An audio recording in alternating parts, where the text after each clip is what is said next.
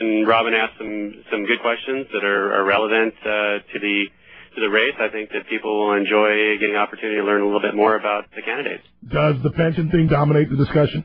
I wouldn't say it dominates it, but it definitely is a big piece of the discussion. Ralph, it's the biggest problem that's facing the county right now. No kidding. It is. So what's your solution? Well, like I said, you have to do a two-pronged approach. The first is to require the existing employees to pay more into their retirements, and that can also mean, to solve this $55.6 million budget shortfall that the county is facing. You're going to have some drastic concessions from the employee unions, because 80% of the county's general fund budget is going to be personnel costs. Yeah. I'm 47 years old, Zach, and granted I'm a fat tub, so that's part of the problem. But I can tell you honestly, there are things at 47 that I could do at 41, 42 that I can't do at 47. I can't imagine 3 years down the road at 50. Let me play devil's advocate. Sure. Hey, the lifestyle is much harsher than a lot of other businesses, being a firefighter or a police officer. Number one, the physical nature of the gig. Do you really want a 57-year-old man coming to get you, to drag you out of a building when times get hard and friends get few and minutes matter? Perhaps you do have to adjust for the gig. What say you? Well, let's look at what it is that I'm advocating for. The first part of it, like I said, was having the existing employees pay more in. The other is to reduce the benefit level, go away from the 3 at 50, which gives you 3% times 30 years of pay equals 90% times the highest salary you ever earned. So that's where you get 90% of your highest salary. Plus, when you roll in the employee's contribution, when like the city when the city's paying it 9%, you get 90% of 9%. So it really becomes 98%. And why is it your highest pay? Why isn't it your last year's salary? Well, because that's just the way the system is. And what we're trying to move towards is to get a blend of the last 36 months. So you can't have a situation where somebody gets an immediate pay raise and then retires. You saw that at the county. You saw in the neighborhood of 25% pay raises being given to some of their top level staff. And what they said was it was for retention and recruitment. But what you saw in just the months following those pay raises was those individuals retired, and so those were $30,000 raises that they were receiving. But let's get back to your point. Do you want a 55-year-old policeman chasing down a 25-year-old robber? Right. By reducing the benefit level, that doesn't mean you have to retire at the age. It doesn't mean you have to retire at the age that you achieve the maximum benefit. A 2% at 50 retirement, or a 3% at 50 retirement for that matter, only means that at 50 years old you achieve the maximum benefit, the 2% at however many years and whatever your salary was. There's nothing that says you can't continue working if you want to. But let's just say that that you feel you reached the age of 50 and you're unable to work. You'd be given at 60% of your highest salary benefit, or 60% of the last 36 months. And I want to ask, for people out there that are listening, that are working in any industry, if they think that they're going to get 60% of their salary when they retire.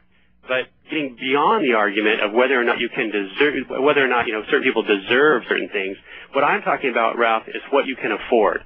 And any objective person that looks at this system and they see the costs that are skyrocketing out of control, they see the road that we're on, and they see the effect that that's going to have on government's ability to provide basic services. It's just not affordable, and that's it. It's absolutely impossible. It will implode at some point. Yeah. And the scary part about it, we used to think it'd be 20, 30 years from now. Hell, it could be 2, 3, 5 years from now.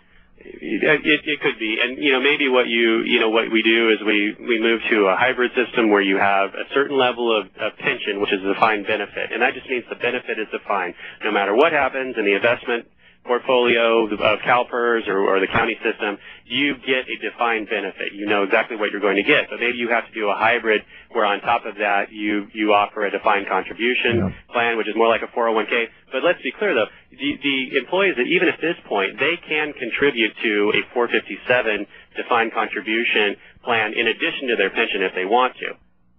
Zack Scrivener is our guest, one of a slew of candidates trying to be the next second district supervisor. Let's go to the phones in the 2 minutes, 3 minutes that we have left. Great. Let me get Mark in here. Mark, good afternoon on the Ralph Bailey Show with Zack Scrivener.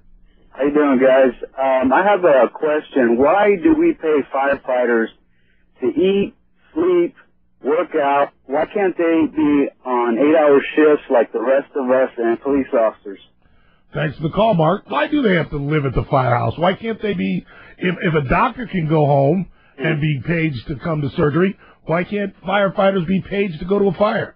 You know, that is just the system that has been in place. You know, you go to they went to full-time, fire forces rather than volunteer. What they do is they have 24-hour shifts, and I've done ride-alongs with the fire department. There's a lot of time that is just spent in the firehouse. I know that I know in the evenings, and they're eating dinner, et cetera. But they do have to do training exercises during the day and things like that. And when the call comes, you have to get out of bed and you have to go and do it.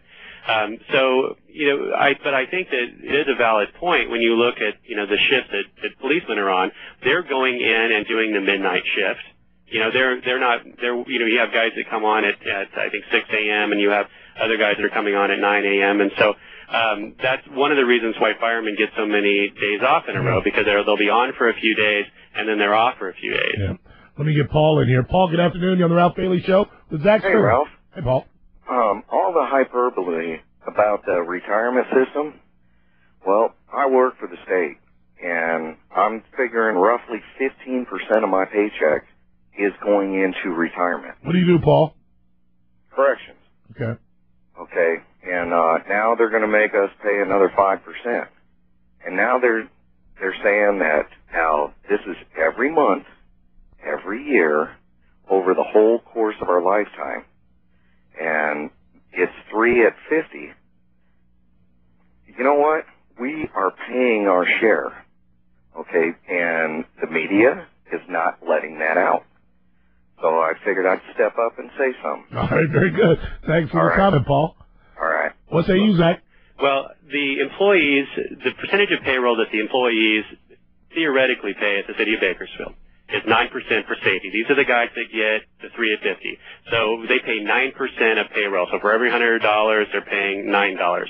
The rate at the city, what we are paying for public safety, is more in the neighborhood of about 35, and it's going up 38%. At the county of Kern in 2013, the rate is projected, and this is for all employees, not just safety, the rate is projected to be 45.27%. So you look at the employees paying 9% of payroll, whereas the county is going to be paying 45.27. Wow. That's not in balance. I'm out of time, and it is unfortunate that this issue is dominating, although it is a very, very important issue. It is essentially the future of counties all over California. Right. But I would like, just in a minute, beyond this, what is, in your opinion, the most important issue affecting the 2nd District?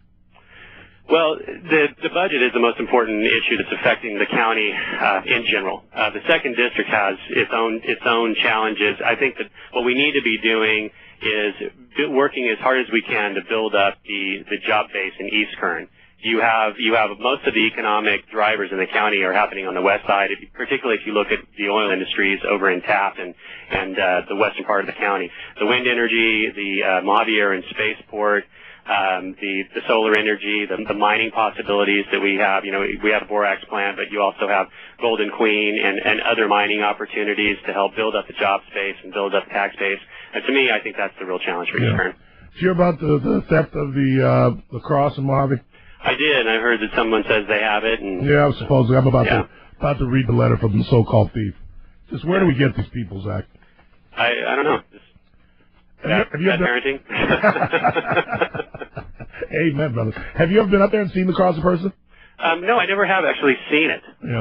Yeah, I just saw pictures on Fox. Right. Zack, as we tell all of our candidates, good luck. Thanks for coming on the program, and we hope to talk to you again before the election. I really appreciate the opportunity. Thanks, Ralph. We'll see you. Okay. Zack Ribner, City Council member, father, and overall good egg.